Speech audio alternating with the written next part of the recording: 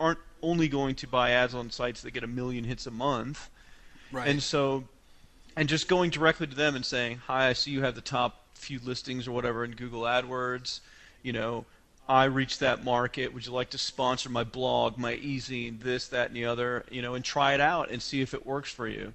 Companies are constantly, I mean, and every business owner should be constantly on the lookout for new sources of traffic that will turn into a profit, period.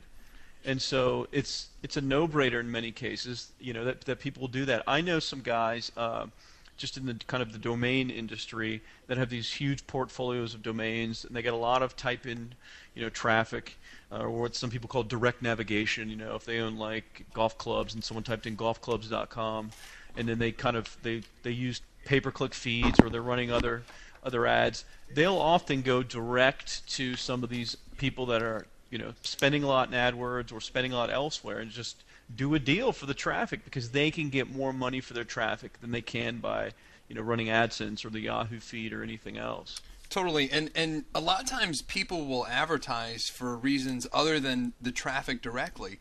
You know, a lot of times people don't actually think about how these businesses value new customers versus returning customers, you know, and then also just brand awareness.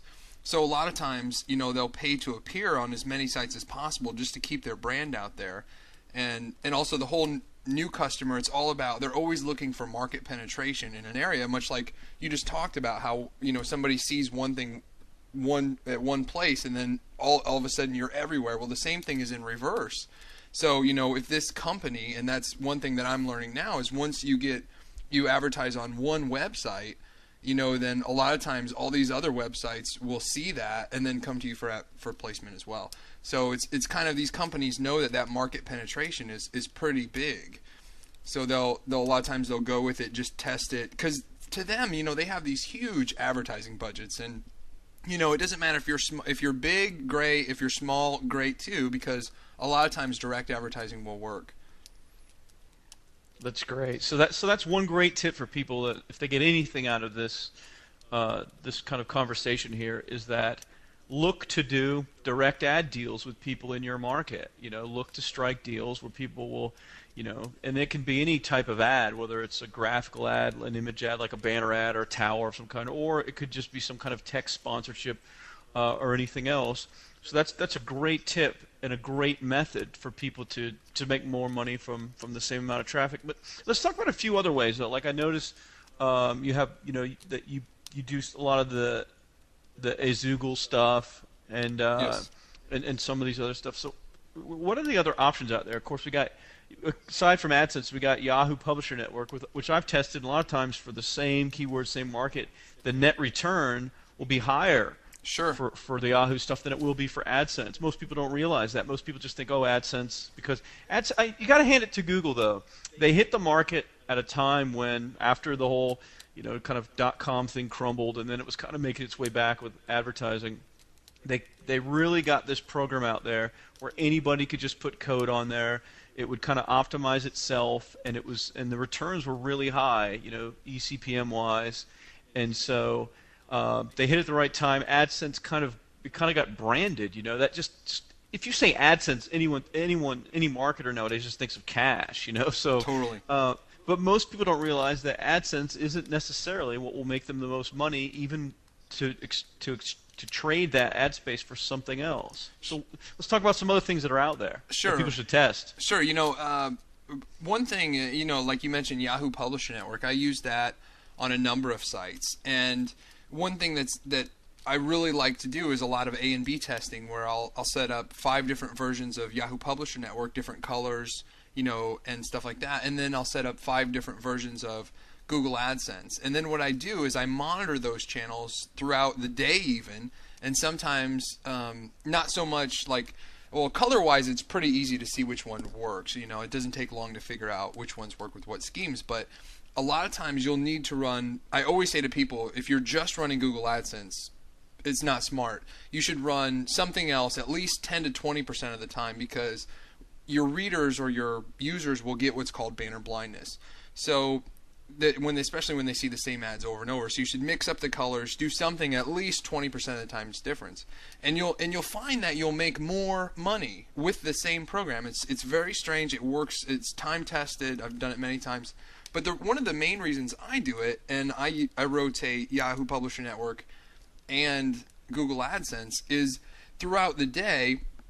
And I've used programming to actually make it an automated system, but you can do it manually just looking at the program throughout the day. They're delayed by a few hours, but if somebody goes crazy, and you've got kind of we talked about, niche markets a little bit. If you've got a niche marketed site and an advertiser has dumped their budget in that niche market, which you've seen that AdSense check I have, it's for close to 140,000 in 1 month.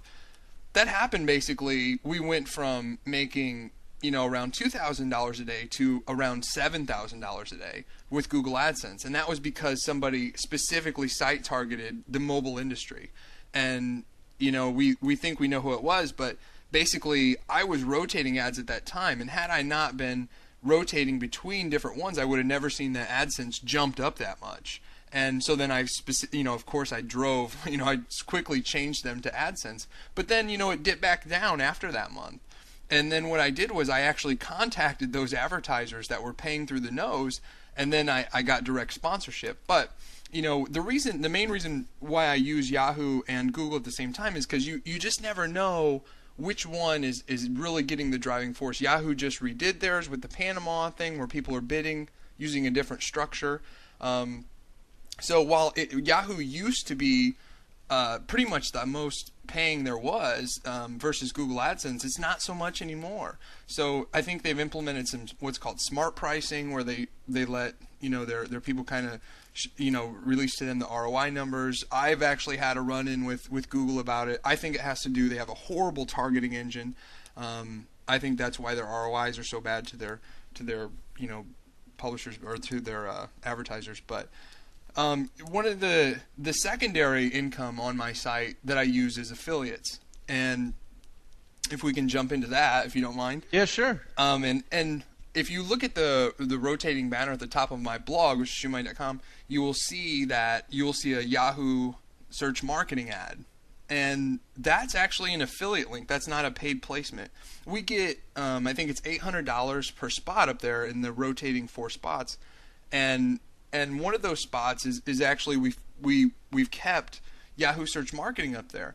And the reason is because we drive between 60 and 80 leads to Yahoo Search Marketing a month, and they pay $40 to $60 per lead. So you can see that's pretty lucrative, to give that up. So we keep the Yahoo Search Marketing program, and that's just one program that's that's very targeted to my readership and the readers on that blog. So that's a very lucrative program for us. Other things you can do is, obviously it's not really an affiliate blog. It kind of is, but it's kind of a search marketing blog. So we do the Yahoo Search Marketing, but also there was Google Ads is a direct sponsor, but before they were, I used to actually have links where I would drive people to Google Ads. And then they actually have a straight deal where you make a percentage of people's income that you drive there. So there's many other ways. The affiliate route is probably the second most lucrative behind the direct sponsorship. It's funny, not to cut you off. I was just reloading your blog, and it's cool to see the Google Ads, how the formatting changes on them, like the background changes, and like what a lot of us figured out, from testing AdSense, kind of the